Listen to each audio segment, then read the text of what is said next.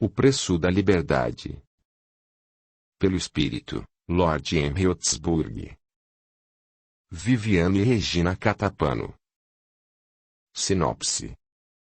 Anthony Sherman enfrentará o maior obstáculo, se não, o maior sofrimento da sua vida, na certeza de que todos os dissabores do passado não se igualarão ao futuro desditoso, que ainda há de vir.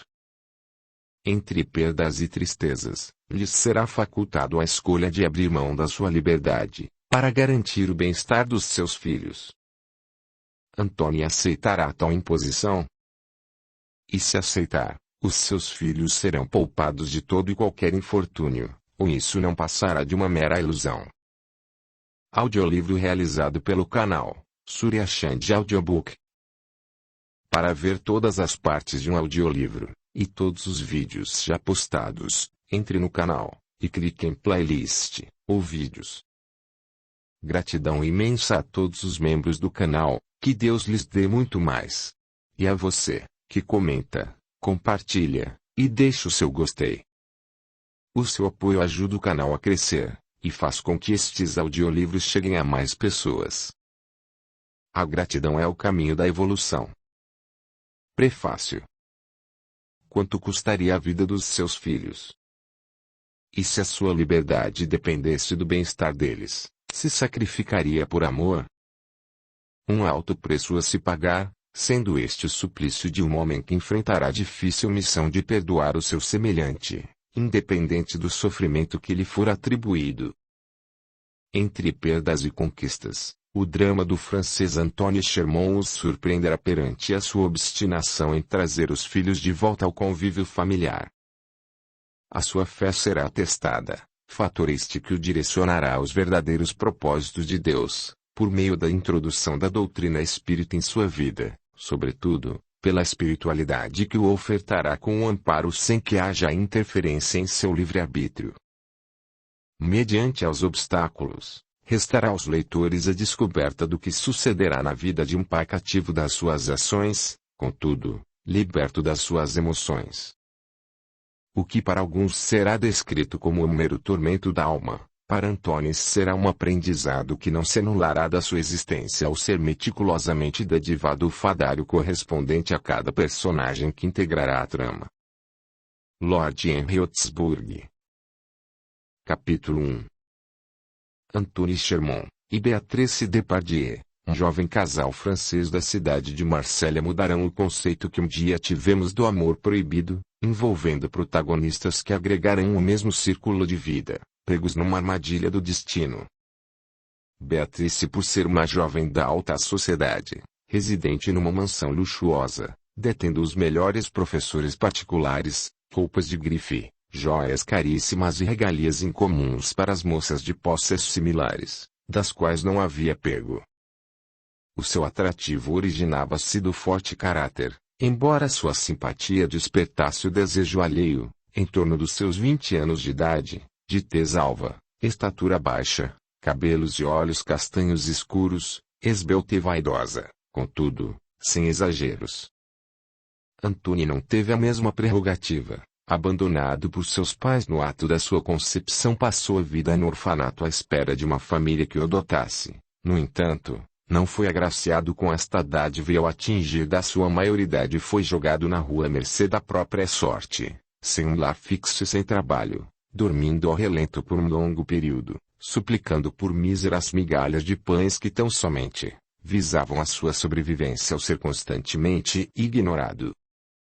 Naturalizado como francês, seria impossível descobrir que a sua real cidadania fosse russa, em seus aproximados 25 anos de idade, de tez clara, olhos azuis, estatura média, cabelos loiros bem aparados ao estilo militar e peso ideal. O rapaz de hábitos simples e roupagens modestas não se permitia fraquejar em face do tratamento vil dos habitantes que o cingia, como se a decepção fosse uma mola propulsora que o estimulasse a lutar. Conquistou um trabalho de auxiliar de padeiro, ofício do qual se empenhou em omissão da sua atual condição de vida, dormindo às escondidas por detrás de alguns de sacos de farinha sem que o seu empregador percebesse tal conduta.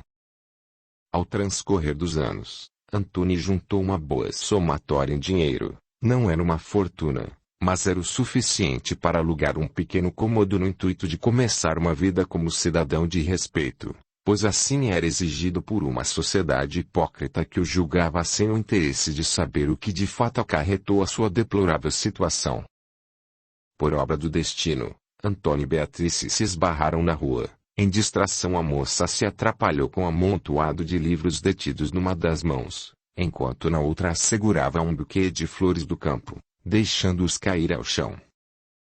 Como um exímio cavalheiro, Antony não só os recolheu como se prontificou a acompanhá-la até parte do caminho, conquanto os seus olhos se encontraram e a chama da paixão esbraseou em seu coração.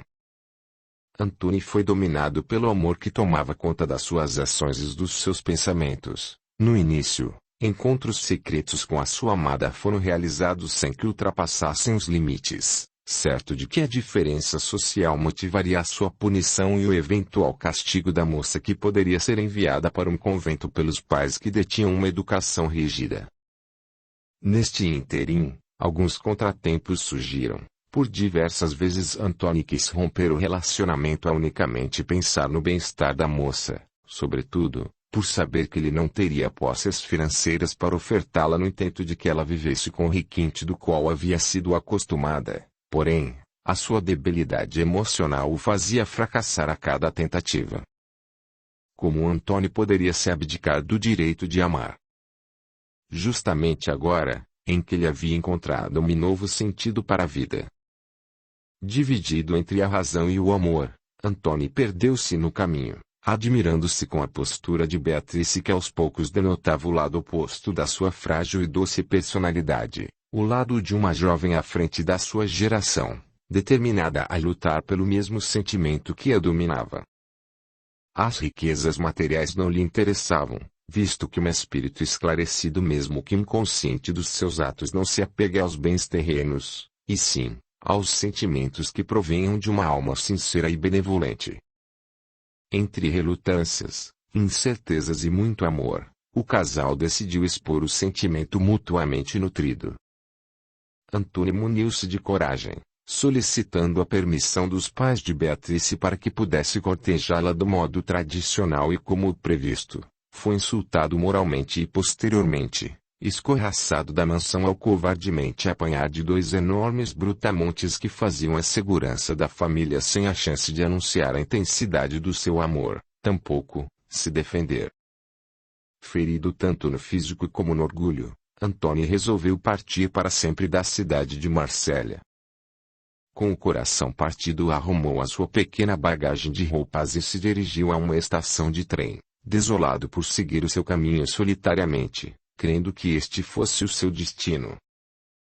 Durante o percurso a pé, as suas lágrimas foram testemunhadas pelos cidadãos que não atinavam à sua dor. Ninguém indagaria a razão, posto que as suas vestes o denunciassem como um reles membro da sociedade.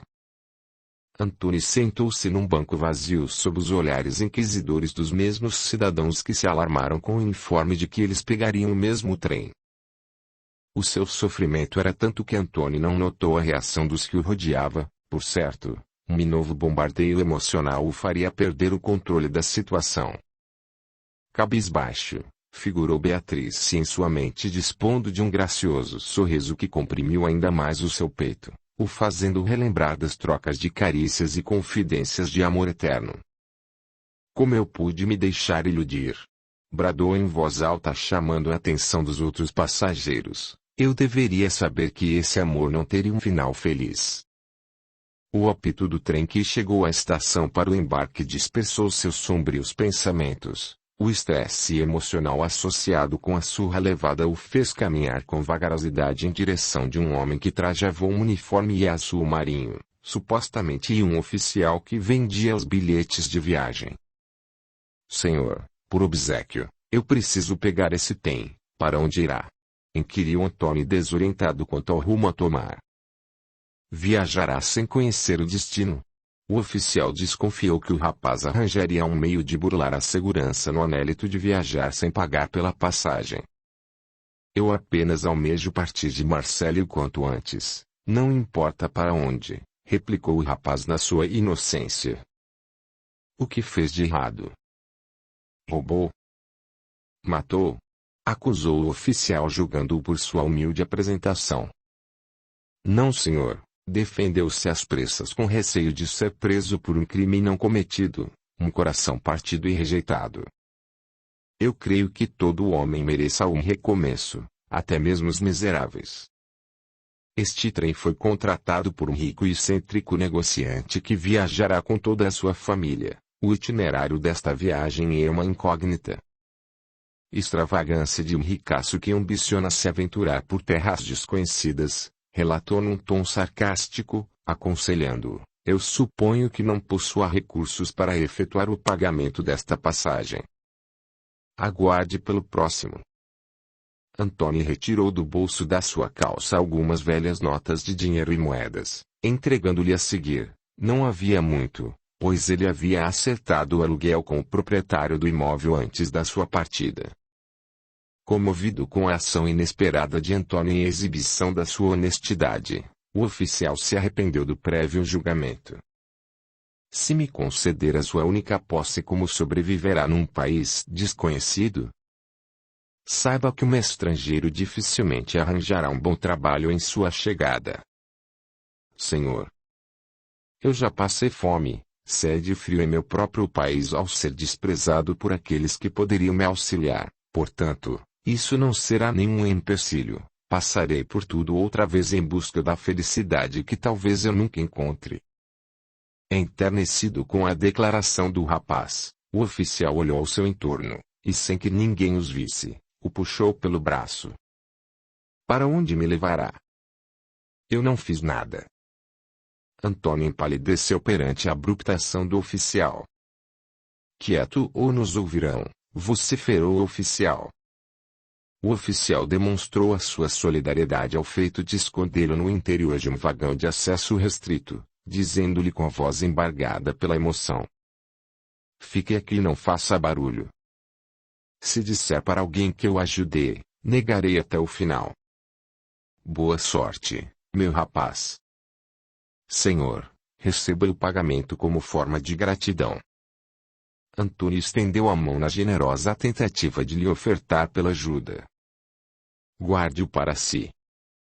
Precisará mais do que eu em sua nova jornada. O oficial sorriu-lhe, retirando-se rapidamente na intenção de que o rapaz não o forçasse na aceitação do dinheiro. Em poucos minutos o trem partiu, sentado num cantinho do qual conjecturou ser a sala das máquinas. Refletiu sobre a sua vida e entre lágrimas sofridas de um amor proibido acabou por adormecer sem que se desse conta do ocorrido. Por horas Antônio dormiu profundamente, acordando com o estremecimento do trem numa sacudida que o fez bater a cabeça. Sonolento, o rapaz reparou no encharcamento das suas vestes devido ao calor excessivo que se originava das máquinas. O ambiente era abafado, não havendo uma fresta que proporcionasse ventilação. Antônio não se aborreceu, em sua sensatez testificou que uma viagem gratuita lhe fosse benéfica, o dinheiro serviria para sua adaptação num país estrangeiro. No entanto, a fome importunava à medida que o seu estômago começava a doer. Por uma porta que daria acesso aos demais vagões, supôs que a sua saída não chamaria a atenção dos funcionários, muito menos dos passageiros. Já era noite e na certa todos estariam dormindo. Embora não apreciasse a conduta que estaria prestes a cometer, agiria como um gatuno na calada da noite. Passando pelos vagões à procura de algo que saciasse a sua fome, foi tolhido de prosseguir ao deparar-se com alguns dos funcionários acordados. Morrerei de fome antes mesmo de chegar ao destino final, pensou consigo.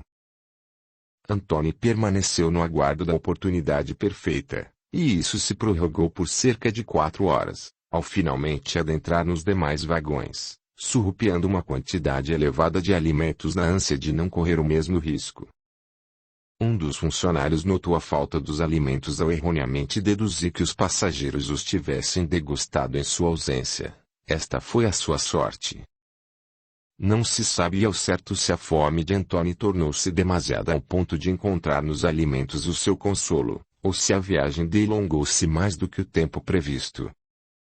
A certeza era de que os alimentos haviam se acabado e uma nova procura teria que ser concretizada. Sem opção, Antônio agiu de novo, desta vez com imprudência ao ser flagrado por um dos funcionários que o delatou ao oficial de plantão. "A passagem, por favor", solicitou autoritariamente o oficial. "Não possuo, senhor", envergonhado, replicou cabisbaixo. "Está preso", anunciou o oficial segurando-o com hostilidade. "Por que a violência, senhor? Eu não estou reagindo à voz de prisão." O rapaz sentou-se forçadamente numa das poltronas desocupadas do vagão. "Não irei a lugar nenhum. Estou no interior de um trem em movimento, não há como fugir." "Chega de prosa", gritou o oficial diante da sua sagaz observação, ordenando ao funcionário delator: "Amarre-o e amordace-o para que não ouçamos as suas mentiras." Subiu a bordo do trem para roubar dos poderosos, pagará caro por essa afronta. Antônio não justificou o ato cometido, na realidade ele roubava, mas não da forma anunciada. "Por que o trata com tanta austeridade?" Uma voz feminina pasmou Antônio, fazendo erguer a cabeça e fixar os olhos no fantástico improvisamento da moça que partiu em sua defesa: "Ele é o meu primo." "Primo?" O rapaz ergueu ambas as sobrancelhas em face da mentira proferida. Utilizando-se da influência do pai no anseio de atingir o seu objetivo, a moça determinou ao oficial: "Solte-o imediatamente. Na próxima parada eu emitirei um telegrama a meu pai a fim de que receba a punição merecida." "Por favor, senhorita, não faça isso", temeu o oficial lançando-se aos seus pés. "Eu imploro, perdoe-me o equívoco." "Como eu poderia saber? As suas roupas não condizem com o glamour de uma família renomada." "Releve o acontecido." Antônio se enrubesceu por via do último comentário, ao mesmo tempo em que havia se comiserado do oficial que não pensaria duas vezes em encarcerá-lo. O oficial cumpria seu dever. "Levante-se e recomponha-se." Em concordância, a moça fitou Antônio, posto que ela não tensionasse prejudicar o oficial, e nem teria como fazê-lo em virtude da sua mentira descarada. "Eu prometo a omissão do ocorrido, contanto que não importune o meu primo até o restante da viagem." "Eu não o importunarei", garantiu o oficial retirando-se de cabeça baixa. A sós, Antônio se aproximou da moça com os olhos ofuscantes e um sorriso radiante de alegria. O seu coração palpitava em descompasso, controlando a sua euforia na presença dos funcionários que contemplavam as suas ações como em vigília. Sussurrou em seu ouvido: "Primo, de onde tiraste essa ideia estapafúrdia?" "Foi a primeira que surgiu em minha mente", respondeu a moça numa alegria maior. "Se disseste que é o meu marido, ninguém acreditaria." "Seria em decorrência dos meus trajes?" gracejou Antônio sem acanhar-se. "De modo algum", a moça enunciou docemente. "Não possuímos uma aliança de enlace matrimonial para comprovar o dito, um símbolo que de nada valerá se a grandeza do amor não for sentida em nossos corações." "E você sente a grandeza do amor?" arriscou-se Antônio. A todo instante, a jovem perdeu-se em seu olhar num beijo apaixonante que arrancou o fôlego dos funcionários que não assimilaram o óbvio. De fato, eles não eram primos sanguíneos, mas quanto a este assunto, não se intrometeriam, não depois do corretivo atribuído ao oficial. "Beatrice, o que faz neste trem? Eu pensei que nunca mais iria te encontrar." Se tivesse olhado para trás não teria passado por este transtorno. A citação de Beatrice o zonzeou. "Primeiramente, perdoe os meus pais, eles não compreendem o nosso amor. Segundo, fugi de casa. De princípio não era essa a minha intenção, mas quando eu soube da sua partida não havia me restado alternativa." "Como soube da minha partida?" interpelou Antônio. "Quando foi embora de minha residência, discuti com os meus pais e saí à sua procura ao casualmente encontrar o proprietário do imóvel locado, informando-me que você pegaria o trem sem deter o conhecimento do horário e destino. Corri até a estação e quando o avistei, gritei por seu nome, mas você não me ouviu."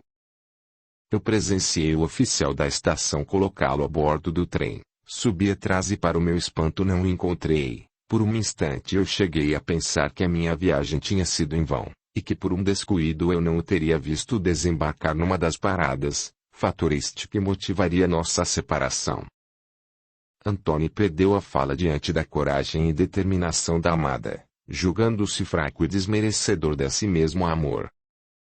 Pensamentos que destruiriam os sonhos de uma vida feliz ressoavam em sua cabeça ao quase enlouquecê-lo. Amedrontado, partilhou-os com a amada. Beatrice, o meu amor por ti excede todos os limites. Certamente a coragem apresentada pela moça não era a mesma de Antony. Ele a amava, mas acima de tudo desejava-lhe uma vida que não seria capaz de ofertar. Na próxima parada peguei o trem de retorno para a cidade de Marsella. Volte para casa. Não me quer aqui? Ao seu lado. Os olhos de Beatrice marejaram-se. Antony sentiu uma dor intensa, uma dor maior que a sentida em sua partida, pois agora o distanciamento do casal se daria ao seu pedido. Vendo baixar a cabeça, Beatrice tensionou a sua retirada ao inesperadamente sentir o toque firme de Antony sobre o seu ombro. Eu não terei condições de proporcionar o conforto do qual está habituada. Eu não sei o que farei da minha vida sem recursos financeiros. O que me restou mal dará para as primeiras despesas num país estrangeiro. Não é justo colocá-la numa situação similar. Passaríamos fome, talvez frio. Renunciaria um amor em nome do que possa nos acontecer? Ralhou a jovem. Juntos superaremos todo e qualquer obstáculo que eclodir em nossos caminhos. Não deixe que as dúvidas do amanhã nos afastem. Trabalharei para auxiliá-lo nas despesas. Ora, por favor, não tome uma postura machista ao pensar que lugar de mulher seja dentro de casa. Se realmente me ama, não me deixará partir. Lágrimas escorreram pela face de Beatrice no aguardo de uma decisão que não foi anunciada de imediato. Em seu íntimo, Antony sentiu-se diminuído como o patriarca de uma família que estaria prestes a formar. Beatrice abandonaria os seus estudos para auxiliá-lo. Por outro lado, o amor os fortaleceria no almejo de conquistarem uma vida digna. Enfim, Antony facultou o seu parecer. Eu não quero que se vá. Como também não quero que se sobrecarregue com tantos afazeres. Jure-me isso. Antony apanhou as suas mãos macias e delicadas que nunca conheceram o trabalho, beijando-as com suavidade. Não me sobrecarregarei. Eu juro, proferiu em exaltação. Eu te amo, Beatrice. Nunca duvide desse amor. Eu farei tudo o que estiver ao meu alcance para fazê-la feliz. Antony declarava o seu amor. A sua simples presença já me faz feliz, finalizou a moça. Em seus braços a moça encontrou o amparo carecido numa troca recíproca de confidências nunca ditas, ao juntos planejarem o futuro que estaria por vir, ainda que desconhecessem o destino final do trem. Beatrice tratou das pequenas lesões expostas no rosto de Antony, ocasionados pelos seguranças da família que ao certo não saberia se teria chance de revê-los, assim como seus pais, em recusa do apoio pretendido. Não importando as difíceis circunstâncias apresentadas pela vida, o amor seria o alicerce que viabilizaria o encontro da plena felicidade, posto que ambos não visassem uma vida de luxo, e sim, de amor. Quer apoiar o canal? Seja membro. Com apenas R$ 8 ou R$ 30 por mês, você estará apoiando o meu trabalho, e poderá cancelar no momento que desejar. Deixe o seu gostei, comente, compartilhe, e se inscreva.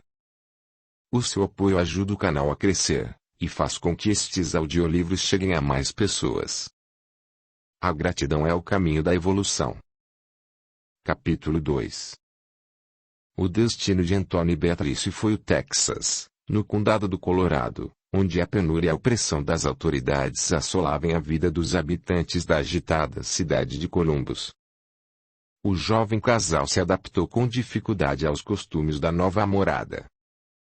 Antony conseguiu uma atividade na mesma ocupação exercida em Marsella, recebendo o pagamento de uma somatória irrisória que de princípio os ajudaria a suprir as primeiras necessidades básicas, abrigando-se numa modesta residência. Já Beatrice, sem experiência empregatícia, trabalhou como lavadeira a contragosto do marido. Assim que se estabeleceram, uniram-se em laço matrimonial a fim de evitar comentários maledicentes a respeito de um casal solteiro que dividiam a mesma habitação. Graças ao seu esforço e aptidão para o ofício de padeiro, Antônio abriu com muito custo um pequeno estabelecimento que seguia os padrões da fidalguia europeia. Aos poucos o padrão de vida da família melhorava significativamente, embora a demanda fosse descomunal, a luta pela sobrevivência era incessante. Beatrice não se sacrificou tanto no trabalho quanto ao início. A atual condição do casal tornou possível a concretização dos seus sonhos ao serem dadivados com a vinda de 3 lindos e saudáveis filhos, Maurice com 5 anos de idade, Armande com 7 anos, e por fim, Sebastião com 11 anos, na espera do quarto. O único incidente ao decorrer dos anos resultou-se no tratamento diferenciado de alguns moradores locais que os viam como estrangeiros refugiados em busca de confusão, os fazendo levar as suas vidas sem contar com o préstimo alheio. O importante era que a alegria e a harmonização entre os membros da família Sherman proviessem dos filhos do casal ainda apaixonado, bastando um sorriso para que os contratempos se dissipassem das suas vidas. Em seu 9º mês de gestação, Beatrice sentia leves e pontiagudas contrações na altura do ventre, pressentindo que o filho clamasse por seu regresso ao mundo. Na madrugada, em meio a forte tempestade, Antônio conduziu seu veículo, um modelo Ford da época, em forte abalo emocional. O suor escorria-lhe pela face, contudo, nada anularia a felicidade que o contagiava. Antônio levou a esposa para uma hospital-maternidade, ansioso por ter o filho em seus braços, convicto de que fosse mais um menino.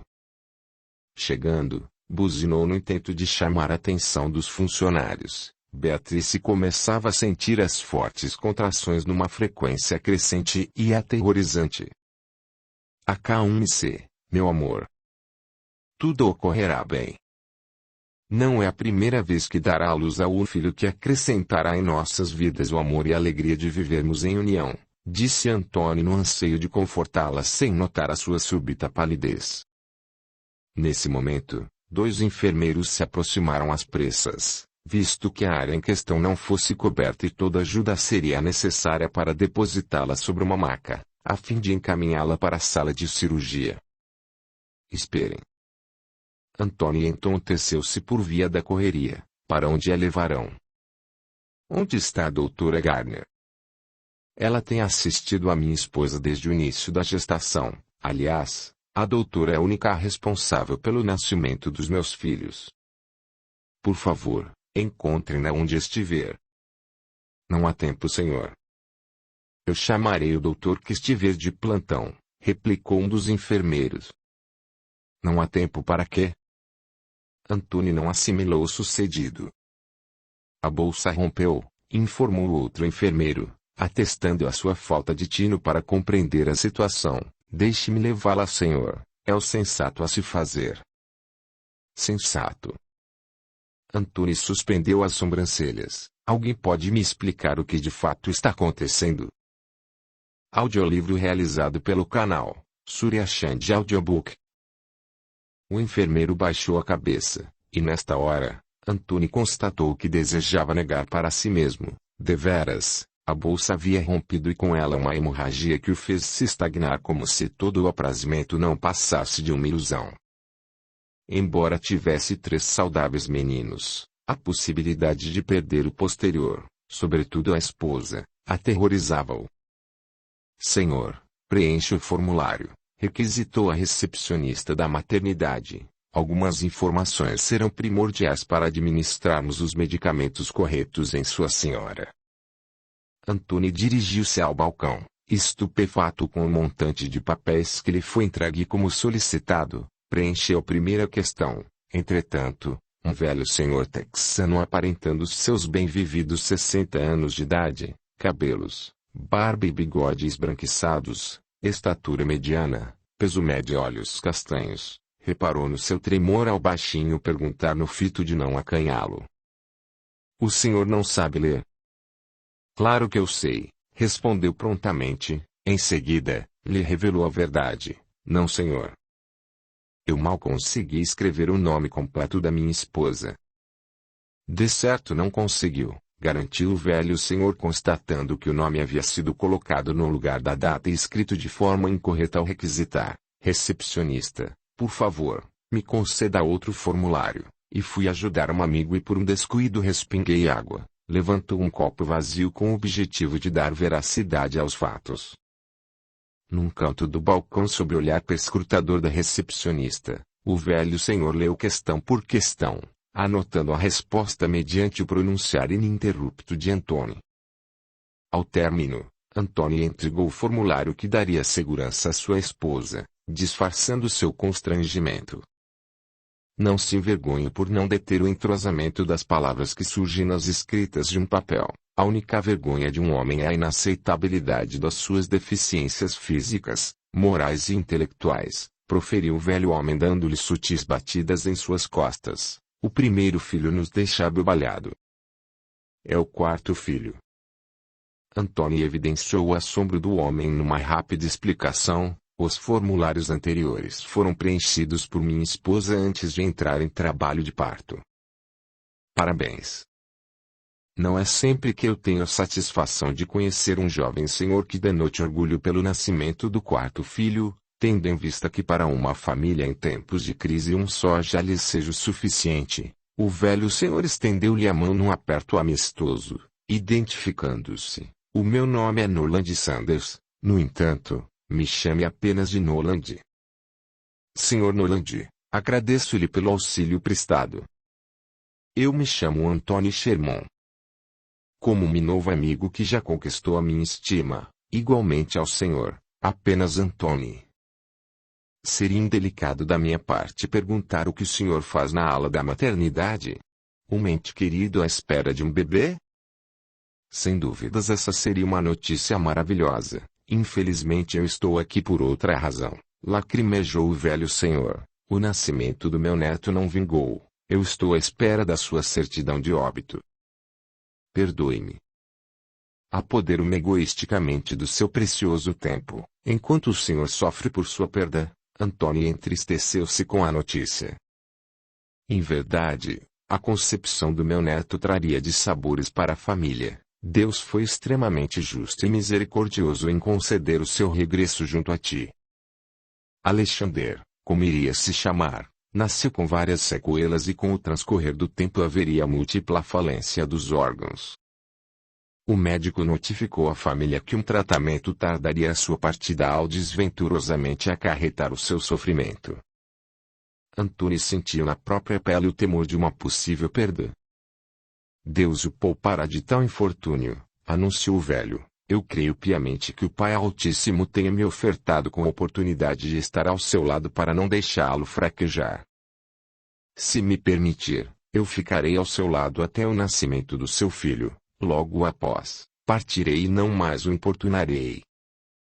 Deixe-me sentir uma vez mais o comprazimento da chegada de uma criança em minha vida, a alma pura e abençoada de um anjo em renascimento.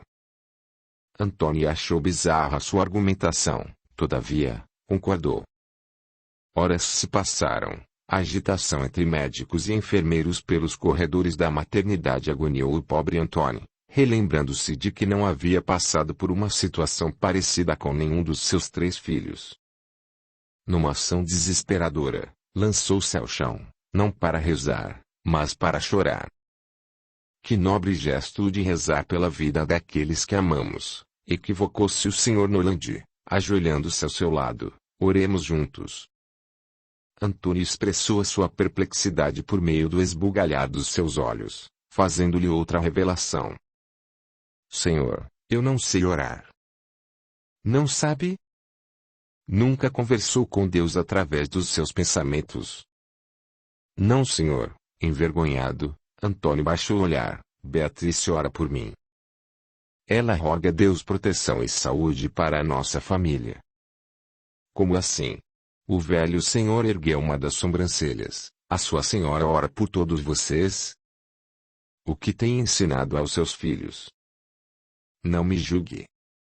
Beatriz transmite aos nossos filhos as virtudes e as crenças que um homem de bem deve possuir, conquanto não me considero à altura de ser ouvido por Deus. Antônio sentiu a necessidade de desabafar os seus dissabores como forma de arrancar do peito uma angústia que não se permitia partilhar com a mulher amada. Fui rejeitado no instante da minha concepção. Não sei a minha origem, nem mesmo se o meu nome me pertence. Tudo o que eu sei é que a minha história se iniciou com a presença de Beatriz em minha vida, proporcionando-me a família que eu nunca tive e que eu sempre almejei. Desajeitadamente, o Sr. Noland se levantou com auxílio de Antônio sem que fosse realizada a oração, visto que os seus joelhos começassem a doer. Nunca o julgaria, porém, quem condena a si mesmo a uma vida de tormentos para a alma é você, declarou o velho senhor, julga-se indigno ao amor de Deus, esquecendo-se de que aos seus olhos todos os filhos sejam iguais. Nunca cogitou que a presença da sua senhora seja obra do Senhor? Obra do Senhor, exclamou numa ignóbil relutância, seria obra do Senhor a vida ingrata que me atribuiu no passado, ou tão somente a privação por qual eu e a minha família passamos todos os dias por residirmos num país estrangeiro. Poucos nos atribuem carinho. E agora, a minha esposa e o meu filho carecem da minha assistência e eu me encontro aqui, de mãos atadas. Não deposite as suas frustrações em Deus. Recebemos aquilo que merecemos. Tudo são débitos e quitações decorrentes do uso indevido do nosso livre-arbítrio, não digo nesta vida, mas em muitas outras por qual passamos. O mal não deve ser revidado, a lei do retorno é justa e implacável. Reencarnamos com o objetivo de resgatar todo o mal outorgado aos nossos semelhantes, revertendo-o num bem maior. Eu compreendo que esteja nervoso e que as minhas palavras lhe pareçam insanas, mas assegure-se de que Deus esteja no comando das suas ações e que nem sempre a vida ocorrerá do modo planejado. As perdas serão necessárias para darmos valor ao que possuímos. O enunciado da existência de outras vidas onzeou Antônio, perder para dar valor, um conceito que o atemorizou. Refletindo se ele estaria recebendo como forma de um árduo aprendizado todo o mal ocasionado às pessoas que outrora pertenceram ao mesmo ciclo social, começando por seu abandono ao nascimento, em sequência, pelo ódio dos pais de Beatriz, ou seria o oposto, numa póstera reencarnação quem passaria pelas mesmas circunstâncias seriam todos aqueles que o fizeram sofrer? Haveria outra hipótese não avaliada. Antônio seria um espírito auxiliador, ciente dos eventos que o seu reencarne acarretaria, uma conduta que lhe contribuiria para o aprendizado dos seus semelhantes. Uma indagativa que não teria o esclarecimento pretendido, contanto que Deus outorgasse o seu aval para que as lembranças viessem à tona. Por fim, o Dr. Newman surgiu com o informe esperado. Sr. Sherman, parabéns. Acaba de se tornar pai de uma linda menina. Menina. Antônio saltitou de alegria, os seus olhos brilharam, convicto de que ela seria a companheira ideal para a esposa, sobretudo, ao decorrer dos anos. O Sr. Noland o cumprimentou, esquecendo-se por alguns instantes da triste razão que o levou à maternidade. Doutor, eu posso vê-la? Antônio quis conhecer Molly, a nova integrante da família em denotação da sua euforia e impaciência. Assim que possível uma enfermeira o encaminhará até o berçário, notificou o médico. E quanto a Beatriz, a minha esposa, eu posso vê-la? Perguntou Antônio numa alegria maior. Nessa mesma ocasião, uma maca passou ao seu lado conduzindo uma paciente desacordada. Beatriz. Antônio empalideceu. O que aconteceu? Para onde a levarão? Ponto de interrogação. Sinto muito, senhor. A sua esposa será transferida para a ala hospitalar e não receberá visitas até ser autorizada a sua alta. O médico plantonista foi enfático em seu explanar. A senhora Sherman contraiu uma doença rara após o parto. A sua imunidade baixou rapidamente após a concepção do bebê, por isso a urgência de iniciarmos o tratamento contra a leucemia. ela morrerá. Antony marejou os olhos de lágrimas em estremecimento. O médico contou-lhe o sucedido sem a omissão dos fatos. O Sr. Noland se aproximou em solidariedade, no aguardo dos dizeres finais do Dr. Newman. Uma equipe de médicos experientes e especializados no combate ao câncer será designada para cuidar do caso. Contudo, eu não posso asseverar o sucesso do tratamento. Sessões de quimioterapia serão cruciais para minimizarmos o avanço da doença. Assombra-me o fato de não ter sido evidenciado a baixa contagem de plaquetas em seu sangue nas gestações anteriores, principalmente nas consultas periódicas de pré-natal. Beatrice não passou por todas as consultas, admitiu Antony. Não tivemos dinheiro para pagar, e o mesmo se dará por ainda não termos para as sessões de quimioterapia. Eu a trouxe para cá por não haver vagas nos hospitais públicos. Um misto de vergonha e fracasso dominou. A sua situação financeira havia melhorado. Entretanto, o valor cobrado pelas consultas e tratamentos era abusivo. Somente a alta elite teria recursos para arcar com tantas despesas. Ao ser requisitada a sua presença, o médico se retirou às pressas, proferindo uma última frase que o estarreceu. Se o senhor sabe rezar, o momento é agora. Antony contou com a ajuda do velho texano que o conduziu para uma capela existente no interior do hospital a fim de realizarem uma oração do qual foram tolhidos de concretizá-la por via da troca de informes com relação à persuasão de Antony ao se considerar indigno do amor de Deus no anseio de que após o feito encontrassem uma solução para os problemas que afligiriam os filhos do casal. Se inscreva, ative o sininho, e clique em todas, para receber as notificações de novos audiolivros. Deixe o seu gostei, o seu comentário, e compartilhe. O seu apoio ajuda o canal a crescer. A gratidão é o caminho da evolução. Capítulo 3.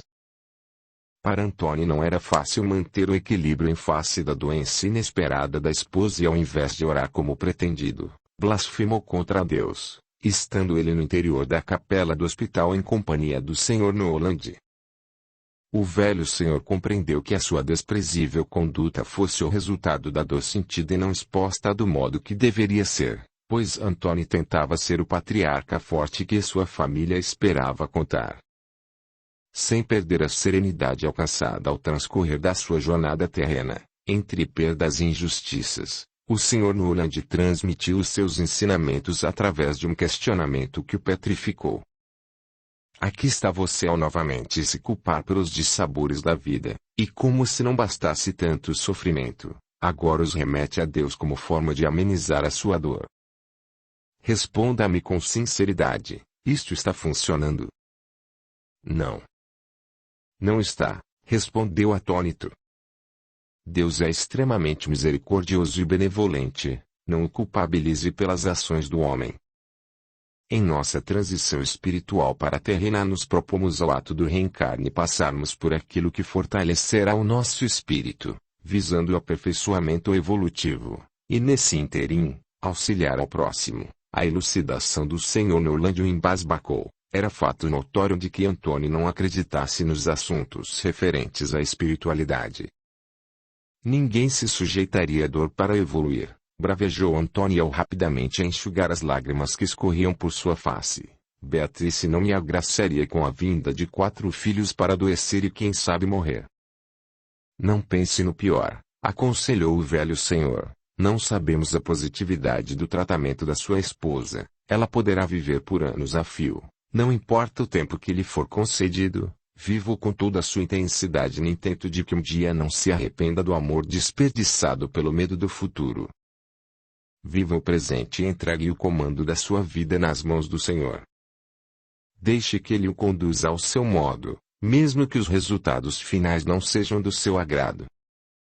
Sr. Noland, perderá o seu tempo persuadindo-me de que tudo seja um planejamento de Deus e de que temos a sapiência de tudo por qual passaremos momentos antecedentes ao ato da nossa concepção. Perdoe-me a austeridade das minhas palavras, mas eu não creio no mundo que acaba de me expor. De certo eu não concordaria com a vida ofertada, tampouco, em ter a mulher que eu amo em seu leito de morte, proferiu Antony para a infelicidade do Sr. Noland, mas não para sua desistência, pois algo em seu íntimo, supostamente uma intuição lhe dizia que o homem sem fé mudaria a sua conduta religiosa, mesmo que essa mudança se delongasse por anos. A fim de não aborrecê-lo, visto que Antony demonstrasse a sua insatisfação mediante o diálogo, o Sr. Noland sugeriu: "Que tal conhecermos a sua filha?" Antony esboçou um sorriso entristecedor, na certeza de que não conseguiria se alegrar com a esposa adoentada sem saber se ela retornaria ou não para casa. Ao concordar com o Sr. Noland por meio de um gesticular positivo da sua cabeça, ambos se dirigiram para a ala em que ficávamos recém-nascidos. De longe, uma enfermeira os avistou, e sem demora, lhe forneceu um avental cirúrgico, uma máscara e uma touca, todos em materiais descartáveis, solicitando que esterilizasse as mãos antes do contato direto com o bebê. Apenas o pai entrou. Antony a levou até um amplo vidro da respectiva sala no anseio de que o Sr. Noland a conhecesse. O seu coração comprimiu-se no pensamento de que a sua vida fosse próspera e feliz.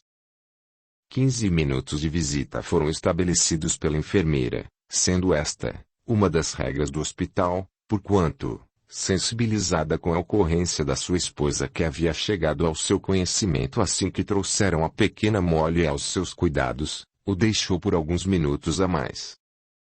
Na intenção de não prejudicá-la, Antony não contestou as normas das quais deveriam ser cumpridas. Retirando-se da sala, deparou-se com o velho senhor ao desoladamente contemplar uma folha de papel em suas mãos, pressupondo que se tratasse da certidão de óbito do seu neto, enunciou: "O senhor que tanto me confortou com sábias palavras, embora não tenhamos as mesmas convicções religiosas, eu lhe peço que regresse para sua família, eu ficarei bem, eternamente agradecido por todo o bem proporcionado." "Sim. Eu encontro-me cansado, não possuo a vitalidade de outrora, levarei a certidão para minha filha e genro que não tiveram a coragem de apanhá-la, e me juntarei à minha esposa. Amanhã eu voltarei para ter notícias da sua senhora e filha." A fala do Sr. Noland foi tão espontânea e expressiva que Antony não teve o atrevimento de impedir o seu retorno, visto que a sua companhia lhe fosse benéfica no fito de mitigar as suas emoções. Após um forte e caloroso abraço de despedida, Antony atormentou-se com as preocupações de um pai, lembrando-se de que os seus 3 filhos estariam sob os cuidados de uma vizinha. Com receio de gerar atritos com a mulher que possuía um marido agressivo, se apressou para obter informes sobre o estado de saúde da sua esposa. O Dr. Newman esclareceu que exames seriam realizados por toda a equipe médica a fim de encontrar a eficácia de um tratamento que prorrogasse a vida de Beatrice e quem sabe curá-la do mal que amofinaria a sua existência. Figurando em sua mente a família reunida, um resquício de esperança brotou em seu coração, e sem delongas, partiu ao encontro dos filhos. Chegando à casa da Sra. Maguire, localizada a 8 quadras da sua própria casa, todos estavam despertos à sua espera e sem que as crianças participassem da conversa, Antony expôs o delicado caso que acometeu Beatrice, visualizando de pé o seu marido encarando-o fixamente e carrancudamente. Antony desculpou-se pelo incômodo, sentindo-se aliviado pelo homem não ter descontado a sua ira nos filhos, jurando a si mesmo que jamais os deixaria nas mãos do casal, embora se comiserasse da senhora que sempre o recepcionou com um sorriso estampado na face, sem nunca denotar o seu preconceito com relação à cidadania da família. No interior do veículo, durante o trajeto de retorno, Antony foi incapaz de contar a verdade aos filhos, acreditando que eles não entenderiam a gravidade da situação em virtude da idade. Entretanto, o filho mais velho demonstrou a sua perspicácia ao inquiri-lo: "Papai, o que aconteceu com a mamãe? E o meu irmão está bem?" "Nada aconteceu com a mamãe, e sim, o seu irmão está bem, aliás, uma linda irmãzinha. Em breve a conhecerá." Antony disfarçou o pranto. "Irmãzinha." Os olhos de Sebastian brilharam, atiçando a curiosidade dos seus irmãos que ouviram o seu anunciar. "Molly", gritou Maurice, O irmão caçula entre risos sem entendimento do ocorrido, repetindo o nome mencionado por sua mãe se porventura Deus a agraciasse com a vida de uma menina, enquanto Armand, o irmão do meio em sua timidez os ouvia atentamente. Papai, o senhor está chorando? Perguntou Sebastian. Eu só estou emocionado, tudo ficará bem, assegurou num sorriso forçado ao propor, o que acham de conhecê-la após o colégio? Os irmãos festejaram com a incrível possibilidade de conhecerem a irmã. Numa correria desenfreada, as 3 crianças colocaram os uniformes do colégio e ingeriram o desejum matinal antes mesmo que Antônio os ordenasse como que se captassem a sua dor e por isso, o poupasse de qualquer aborrecimento. Sebastian era o braço direito de Antônio, sem sobrecarregá-lo com os afazeres de um adulto, ajudava o pai na padaria e em casa. Exercia a mesma assistência à sua mãe com os irmãos menores. Exausto, Antônio simulou seu bom humor defronte aos filhos. Pela primeira vez em anos, a padaria não seria aberta. Papai! Papai! Sebastian cutucou a fim de que fosse ouvido. O que quer, Sebastian? Estão prontos. Antônio voltou a sua atenção ao filho. Se apressem. Se não perderemos a hora e os portões do colégio se fecharão. Estamos prontos, atestou Sebastian em omissão do que desejava falar. Deixando-os no colégio, Antônio viu Armand e Maurício passar pelos portões principais, conquanto não viu Sebastian, que permaneceu atrás de si, no interior do veículo. Mamãe ficará bem, o anjo do Senhor zela por sua saúde e proteção. Creia no poder de Deus para que as forças opostas às suas leis não os subjuguem. Após os dizeres, Sebastian correu no fito de não se atrasar, deixando Antônio sem ação.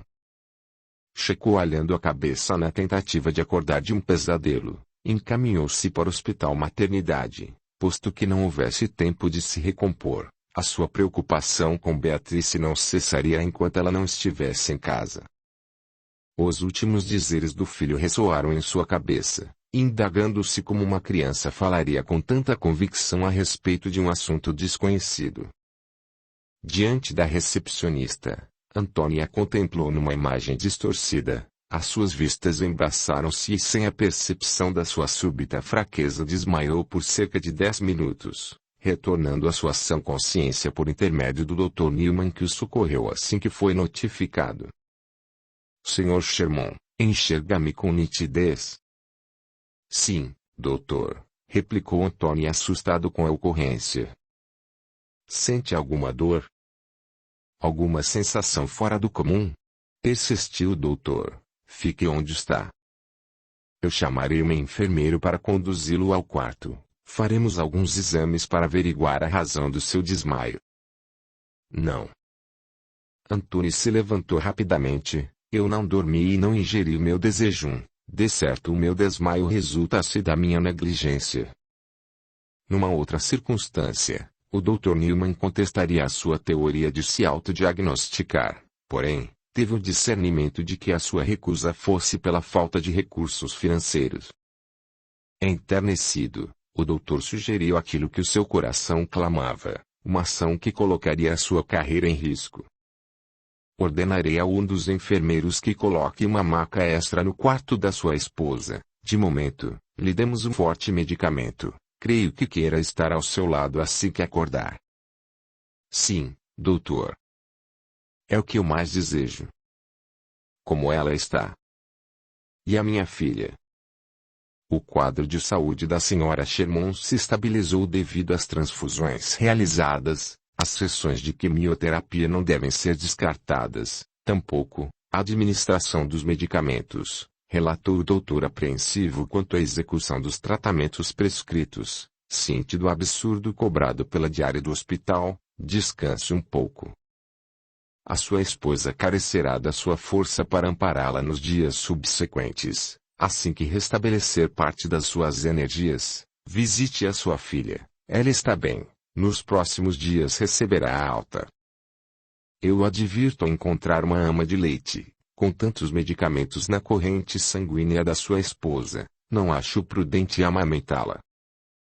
Antony viu o Dr. Newman rasgar o prontuário médico da esposa, fitando-o no aguardo de uma explicação plausível. Farei isso até a sua liberação, que a minha inapropriada conduta permanece entre nós. O senhor pagará os custos da diária que foi registrado na recepção no ato da sua chegada e outros gastos que eu não terei como omitir. Espero que isso ajude.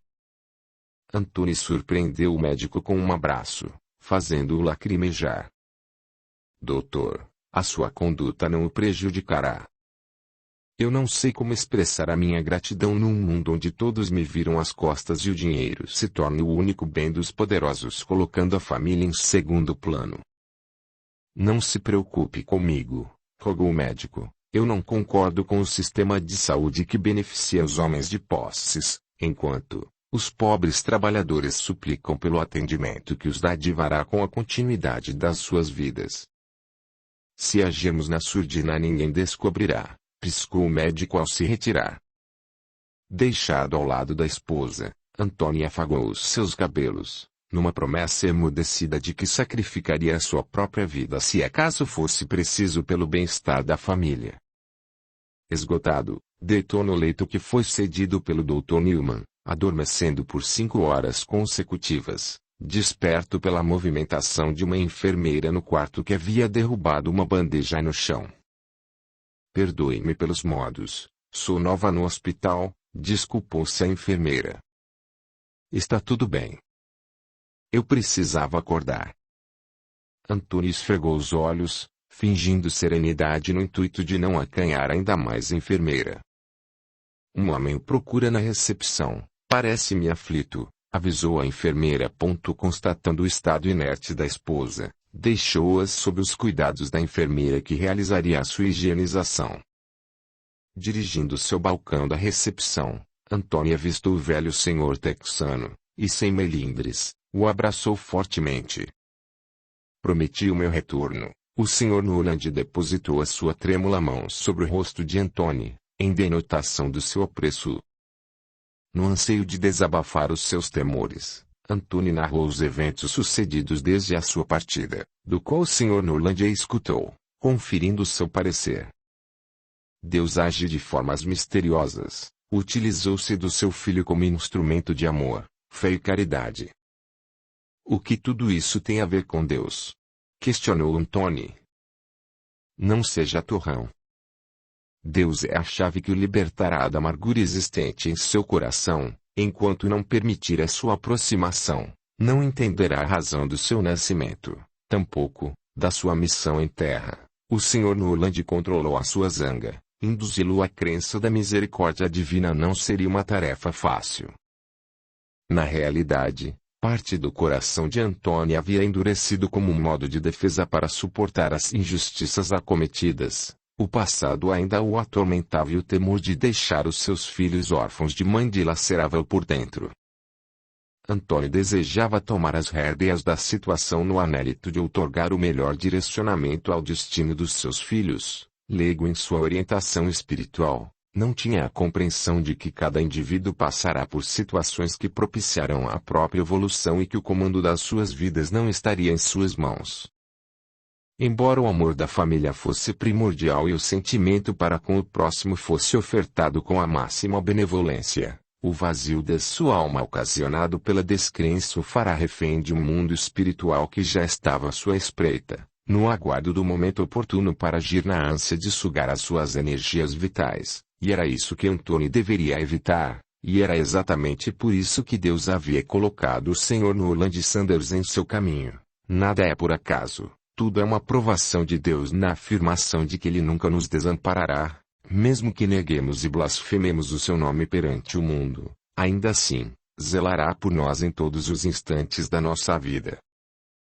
Notando o incômodo perante um assunto que não era do agrado de Antony, o velho senhor mudou o rumo da prosa, entre um assunto e outro, perguntava sobre os seus filhos no almejo de que um dia pudesse conhecê-los. Antony expressava o seu orgulho, alegria e satisfação, sem dúvidas. Os filhos eram as bênçãos deste homem, visto que nenhuma riqueza material fosse capaz de substituí-los. Antony refez parcialmente as suas energias, A companhia do Sr. Noland o agraciava com a paz, dado que a sua inabalável fé o cingisse com a presença dos espíritos de luz que invisivelmente emanavam-lhe fluidos benfazejos. Capítulo 4. Os dias se passaram. Beatrice recebeu alta. No entanto, a sua saúde aspirava cuidados. Os medicamentos prescritos pelo Dr. Newman deixavam-na enjoada e sonolenta. Anthony fez de tudo para salvar a vida da esposa. Vendeu o veículo para saldar as despesas do hospital, iniciando-se assim as sessões de quimioterapia. Receoso quanto ao restante do dinheiro, cogitou a venda da padaria. Os bens conquistados esvaíam-se. Esgotado por dividir o seu tempo entre os 4 filhos e a esposa, não reclamava do infortúnio vivenciado. A sua amizade com o Sr. Noland fortaleceu-se e os seus eloquentes dizeres o confortavam, ainda que não admitisse. Anthony começava a crer no mundo espiritual mesmo que não tivesse as provas da sua real existência. Estando a sós, orava a Deus num suplício comovente, rogando pela vida da sua família e de todos aqueles que por uma razão inexplicável estenderam-lhe as mãos. Certamente o Sr. Noland e o Dr. Newman estariam no topo da lista. Audiolivro realizado pelo canal Surya Chand Audiobook. Anthony quebrou a sua promessa e os filhos só conheceram a irmã quando ele a trouxe para casa. Nos raros instantes em que Beatrice apresentava uma melhora física, propunha um passeio em família na intenção de devolver-lhes o prazer da vida, levando-os com frequência a um local harmonioso onde ele recolhia flores do campo na intenção de presentear a sua amada. Por muitas vezes, contemplava o seu meigo sorriso, encoberto por uma tristeza que ela teimava disfarçar. Enquanto os 3 meninos brincavam por toda a extensão do campo, Anthony e Beatrice permaneciam deitados na grama fresca de mãos dadas como se fossem 2 adolescentes, e ao lado do casal a pequena Molly que dormia serenamente. De princípio, Beatrice se envergonhou da sua aparência diante do marido. Os seus cabelos caíram e o seu corpo, que denotava um rápido refazimento após as gestações, apresentava uma visível debilidade. Anthony se muniu de paciência argumentando que o seu amor não se baseava na aparência, e sim, na essência pura do seu coração, e isso era verdade. Beatrice completava a sua existência. No transcorrer dos meses, a dor de assistir o definhamento da esposa provocou em si o temor de perdê-la, uma vez que o Dr. Newman não lhe transmitisse a mesma esperança do início do tratamento. Ao pedido de Anthony, o Sr. Noland visitou a família com assiduidade, se tornando um homem querido por todos sem nunca deixar de propagar as palavras de Cristo e os ensinamentos que ele nos deixou, enchendo-se de contentamento ao ser apelidado pelos filhos do casal de vovô Noel. Numa das visitas, o Sr. Noland levou a sua estimada esposa, uma senhora de cabelos grisalhos, olhos amendoados, magra, estatura mediana, sendo ela 8 anos mais nova do que o marido, esbanjando a sua vaidade e serenidade por via de um belo teléor. A senhora Janete Sanders se encantou de imediato com a família, assim como o marido, postulou que a chamassem pelo primeiro nome de batismo no fito de que houvesse um maior entrosamento entre todos, sem a formalidade exigida na alta elite social, sendo que a família Sanders não possuísse riquezas, vivendo conforme os recursos financeiros do genro que lhes prestava assídua assistência, suprindo-os com os alimentos diários, uma família unida na tristeza e na alegria como devem ser em todos os lares.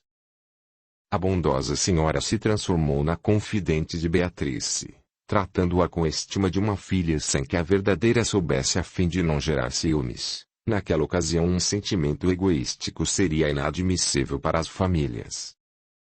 Beatrice lutou por dias melhores, conquanto esses dias tornaram-se difíceis de serem conquistados. A senhora Janete não desistiu a obstinadamente transmitir a fervorosa crença de que os planos de Deus fossem maiores do que o conjecturado e que a morte do corpo físico representasse o começo de um novo ciclo de vida.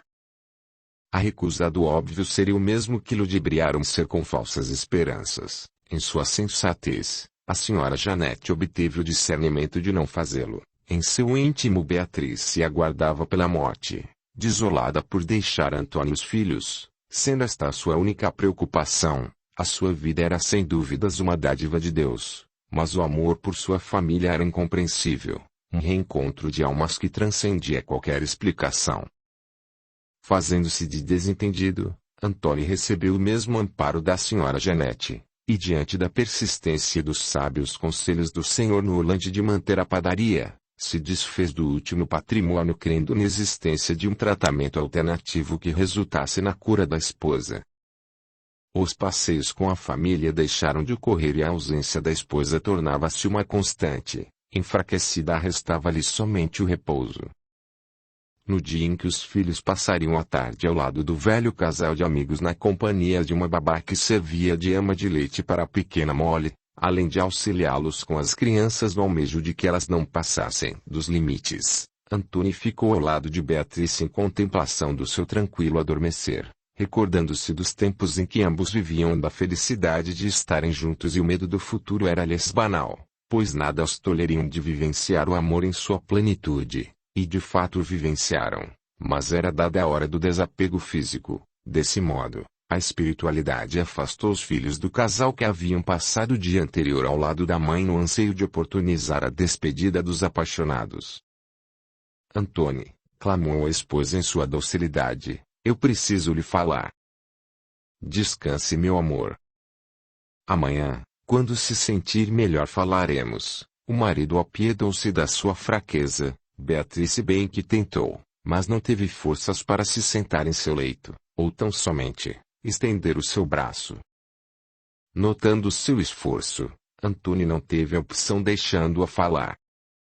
Em minha ausência, prometa-me zelar pela segurança dos nossos filhos, em especial, da pequena Molly que tão logo será privada da companhia da sua mãe, implorou em lágrimas. Diga-lhes sempre o quanto eu esperei pela vinda de cada um e que eu já os amava em meu ventre, das noites sem dormir quando ficavam doentes, do carinho ofertado durante o adormecer sem que apercebessem a minha presença no anseio de me certificar se todos estariam bem amparados.